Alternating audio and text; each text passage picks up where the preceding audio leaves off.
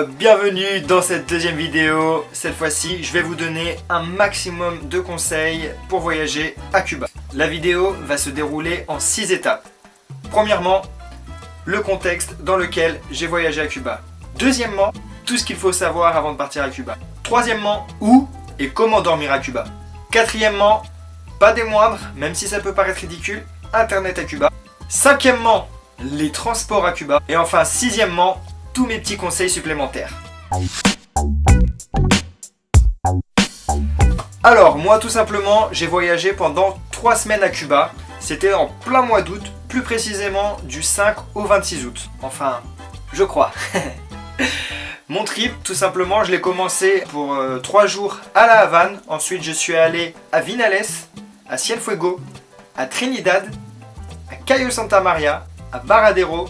Et enfin, je suis retourné à La Havane pendant 2 jours avant de reprendre l'avion vers l'Europe. Pendant mon séjour, j'ai eu du beau temps. Après, il faut savoir que août, septembre, même peut-être octobre, il y a beaucoup de vent, d'ouragans, de pluie. Donc on était très chanceux. Après, moi, je sais pas si vous avez vu la vidéo précédente, je vous laisse le lien en description.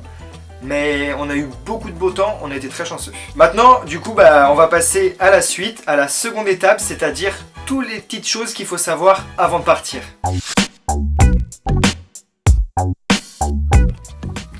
Évidemment, quand on voyage, il y a souvent besoin de visa. Pour Cuba, c'est différent, même si ça reste à peu près la même chose. Il nous faut une tarjeta de turismo. Donc une carte de tourisme en français. Oui, je la répète, je parle espagnol.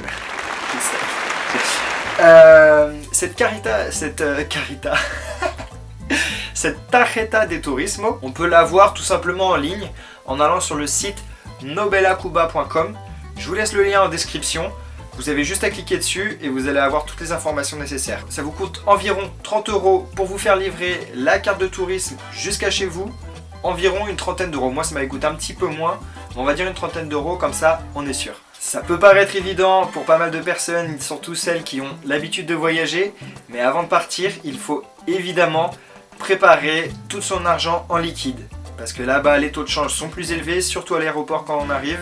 Et généralement, on a besoin dès notre arrivée pour se balader en taxi, etc. Alors là-bas, l'argent, il y a 2 types de monnaie. Il y a le CUC. Donc le CUC, CUC, ça s'appelle le pesos convertible. Donc c'est un petit peu la monnaie du touriste. Donc c'est celle que vous allez le plus utiliser et c'est celle que vous allez avoir quand vous allez échanger. Il y a aussi le CUP, CUP, où là c'est plus de la monnaie locale. Et donc ça peut être pratique d'en avoir certaines fois parce que si vous allez dans un marché, vous allez acheter des avocats ou alors vous pouvez prendre un vieux taxi que les locaux utilisent. Ça va vous coûter beaucoup moins cher et si vous payez en CUP, évidemment ça revient encore moins cher. Étant donné que 1 € c'est égal à 1,1520 CUC, donc CUC, et 1 CUC c'est l'équivalent d'environ 26 CUP, donc CUP. Voilà. Et puis sans plus attendre, on va passer à la troisième étape, où et comment dormir à Cuba.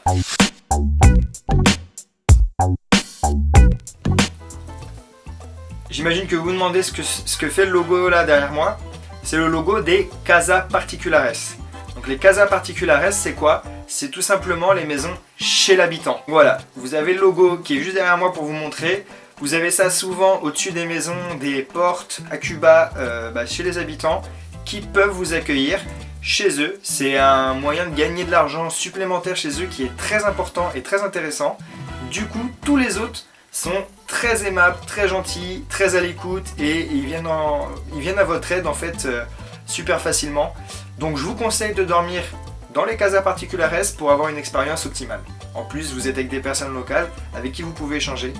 Par contre, la plupart du temps, ils parlent espagnol, donc voilà. Même si vous parlez anglais, de temps en temps, ça peut être un peu compliqué pour échanger avec eux. Pour réserver ces Casas Particulares, rien de plus simple, enfin, si on peut dire ça comme ça. La plupart d'entre elles, en fait, même quasiment toutes, se trouvent sur Airbnb. Par contre, la petite particularité qu'il y a avec Airbnb à Cuba, c'est qu'une fois qu'on se trouve sur place, on ne peut plus réserver ni payer les logements. C'est-à-dire qu'on peut accéder à l'application, on peut voir les logements qui sont disponibles, mais on ne peut pas les réserver. Alors, ne me demandez pas pourquoi, je ne sais pas. En tout cas, nous, du coup, on avait dû faire appel à quelqu'un qui se trouvait en Europe qui a dû nous avancer et payer les logements qu'on trouvait à chaque fois pour qu'on puisse lui rembourser à la fin du séjour. Un petit peu compliqué. Donc si jamais vous partez à Cuba, pensez à ce petit détail qui est quand même très important. Et puis soit vous vous organisez avec une personne qui sera en Europe ou ailleurs d'ailleurs, soit vous organisez déjà votre petit séjour à l'avance et puis vous réservez déjà vos Airbnb. Petit détail supplémentaire, moi quand j'ai été à Cayo Santa Maria, enfin tout le monde d'ailleurs, il n'y a pas de casa particulares ou de Airbnb, c'est seulement des hôtels qui sont pour la plupart je pense en all inclusive. Donc ça fait une petite expérience supplémentaire. Et si je peux me donner un petit conseil en plus, évitez les agences touristiques, prenez-le via internet à l'avance ou même une fois sur place. Je vous expliquerai de toute façon juste après comment se connecter à internet. Donc voilà, on a fini le troisième sujet qui concernait où et comment dormir à Cuba.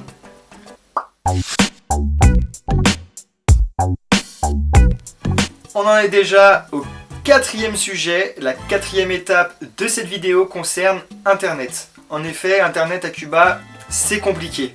Je vais vous expliquer pourquoi. Pour avoir le Wi-Fi, tout simplement, il faut acheter des petites cartes de télécommunication que l'on paye entre 1,50 ou 3 Cook, donc pas euros, Cook, dans les magasins de télécommunication Etexa, je vous l'écris ici, tout simplement parce que il n'y a pas internet autrement. Voilà. Donc il faut se procurer ces petites cartes là. Donc celle qui coûte entre 1,50 et 3 Cook, c'est pour une validité de 1 heure. Il y a également des cartes pour 5 heures.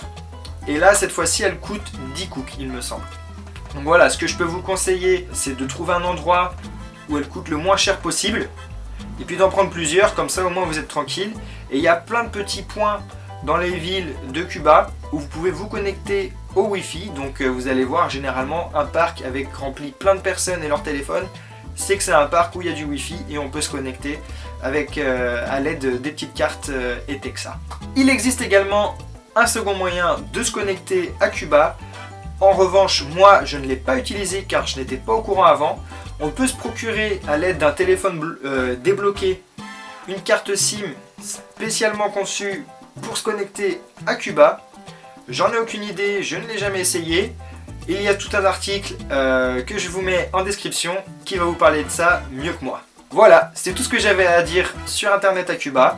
On va passer maintenant à la cinquième étape.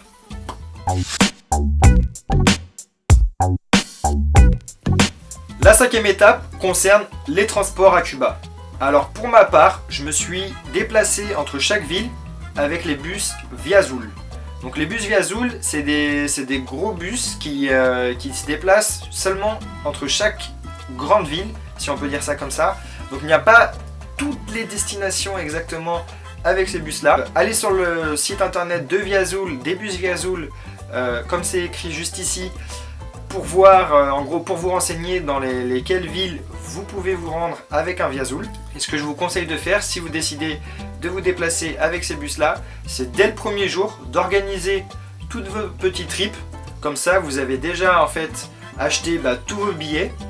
Vous savez déjà combien de temps vous allez rester dans chaque destination.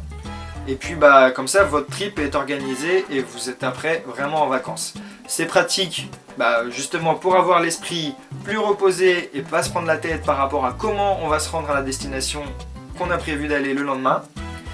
Deuxièmement, c'est aussi pratique parce qu'on a déjà dépensé tout l'argent dans les transports, comme ça on a tout notre reste de budget pour le reste des vacances. Donc voilà, ça c'est les petits avantages qu'il y a à se déplacer avec les bus Via Azul. Il est possible également de se déplacer entre chaque destination à l'aide des taxis. Alors les taxis, soit vous le prenez tout seul ou avec vos amis si vous êtes plusieurs, et dans ce cas là vous partagez et donc ça vous revient moins cher. Quoi qu'il arrive, ça vous coûtera quand même un petit peu plus cher parce que forcément les taxis, faire l'aller-retour ça leur coûte plus cher qu'avec un bus parce qu'il y a moins de personnes dedans. Donc c'est un peu plus cher pour vous si vous prenez le taxi. Par contre, vous allez directement à la destination exacte où vous voulez aller. Et puis une fois que vous êtes dans le taxi, forcément ça va un petit peu plus vite. Si jamais vous êtes à 2 ou tout seul, ou même 3, vous pouvez attendre au niveau des stations de bus Via Azul. Généralement il y a beaucoup de taxis qui sont ici en attente avec d'autres vacanciers qui attendent simplement d'autres personnes qui aimeraient aller dans la même destination qu'eux pour remplir le taxi et partager les frais. Donc voilà, c'est des sortes de taxis collectifs Donc pour ma part, moi j'ai préféré prendre les bus Gazul parce que ça coûtait moins cher, que j'étais tranquille et puis que mon budget était fixé pour le reste des vacances. En revanche, une fois qu'on est dans la ville, évidemment, si on n'a pas envie de marcher tout le temps, c'est pratique aussi d'utiliser les taxis. Et donc dans ce cas-là, pour les petites distances, ça coûte vraiment pas cher. Il y a également, si vous avez vu dans la vidéo que j'ai mis précédemment, enfin la première vidéo que j'ai mis, on peut se déplacer également avec des vélos. Des personnes sont en vélo et nous transportent. Et ça coûte encore moins cher. Et puis c'est cool. Donc voilà, c'était tout par rapport au transport à Cuba.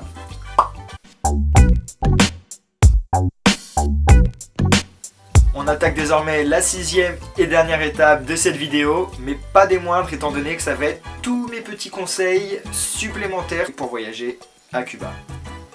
Premièrement, si on utilise seulement les petites cartes Wi-Fi où on doit trouver un parc avec une connexion Wi-Fi dans la ville, c'est quand même compliqué de se déplacer étant donné qu'on va d'une destination à une autre. On a besoin de temps en temps d'un petit GPS parce que les cartes, on n'en a pas toujours sur nous et puis c'est pas toujours évident de se déplacer avec. Donc moi ce que je vous conseille, c'est d'utiliser l'application Maps.me. Je vous l'écris juste ici. Voilà. Cette application c'est quoi? C'est un GPS qui peut fonctionner même si on n'a pas de connexion internet. Le principe est simple. Il suffit de télécharger la Maps à l'avance. Donc Cuba, vous téléchargez l'île de Cuba grâce à votre connexion Wi-Fi chez vous.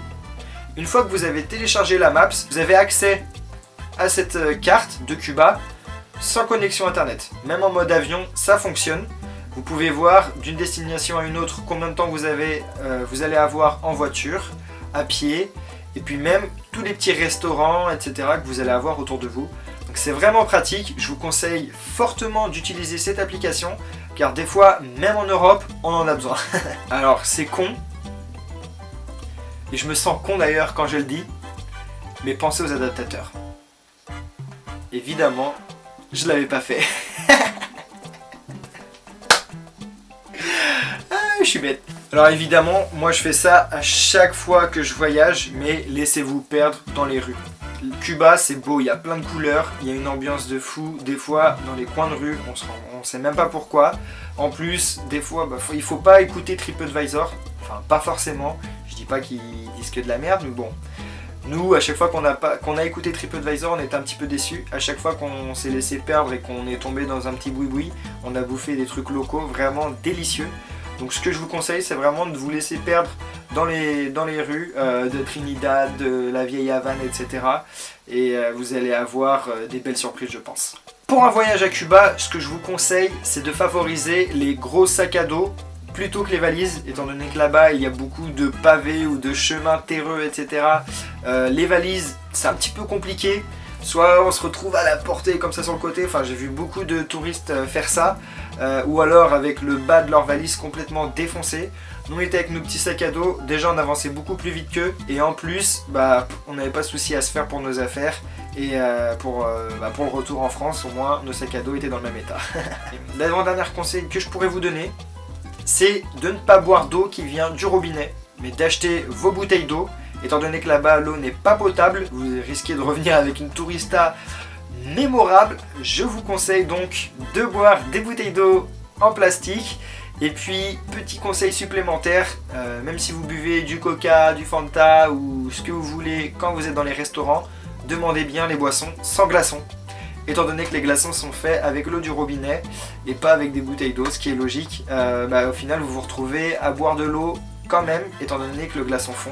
Et donc vous chopez quand même la tourista. Puis, dans le pire des cas, si vous voulez pas avoir de problème, faites comme moi. Buvez des mojitos ou de la bière. Comme ça vous êtes tranquille. Et enfin, le dernier conseil que je peux vous donner, qui n'est pas trop un conseil d'ailleurs, qui est plus un avis, ce sont toutes les villes, les lieux immanquables que j'ai fait à Cuba. Pour moi, il faut absolument faire la vieille Havane, une fois qu'on est à la Havane, les Vignales. Il y a des champs de tabac, on voit comment sont construits les cigares. Il y a des grottes avec des piscines enfoncées au bout de 15 mètres. On peut faire des balades à cheval dans des falaises. Enfin, c'est magnifique. Je vous conseille vraiment Vignales. Ensuite, Cienfuegos, je le conseille pas trop. Mais c'est un peu plus local, c'est moins touristique. Donc si vous aimez pas trop être entouré de touristes, dans ce cas-là, Cienfuegos c'est fait pour vous. Trinidad, un petit peu plus touristique, plus que Cienfuegos, moins que la Havane, mais par contre c'est super mignon, il y a une ambiance de folie et toutes les ruelles là, se laisser perdre là-dedans, c'est vraiment magnifique. Et au Santa Maria, c'est les plus belles plages de Cuba pour moi, le sable est vraiment blanc, l'eau est transparente, turquoise, c'est magnifique. Varadero, je ne conseille pas trop, à part si vous avez envie de faire la fête ou alors si vous allez en all inclusive peut-être, mais les Airbnb sont vraiment déplorables pour ma part. C'est beaucoup plus cher étant donné que c'est très touristique niveau nord-américain, donc voilà. Si vous recherchez la nature, l'expérience, etc., je vous déconseille un petit peu Varadero.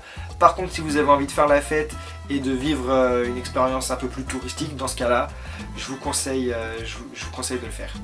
Je vous laisse vous abonner si jamais vous ne l'avez pas encore fait. Regardez la première vidéo si jamais vous ne l'avez pas encore fait. La prochaine vidéo n'aura aucun rapport avec le voyage. Je n'en dis pas plus. Je vous laisse découvrir la surprise une fois qu'elle sera publiée. Et puis sur ce, je vous dis à plus tard et je vous fais de gros bisous. Non, sérieux, je vous fais des bisous.